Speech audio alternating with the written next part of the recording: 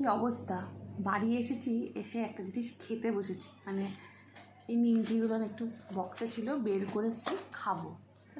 ডাব্বাটা কাবাড থেকে বের করে এনে রেখেছি, সঙ্গে সঙ্গে দুজন এসে হাজির।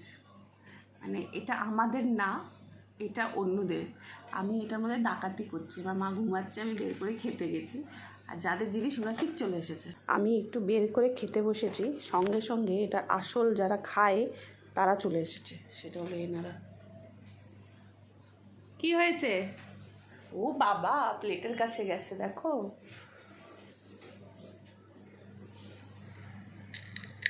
এরা আমার সাথে ফ্রেন্ডলি না, এরা মায়ের সাথে ফ্রেন্ডলি। সো আমরা থাকলে সামনে আসে না, দূরে দূরে থাকে। আর মায়ের সাথে থাকে এরা চেয়ার, টেবিল, খাট, সোফা সব জায়গায় বসে।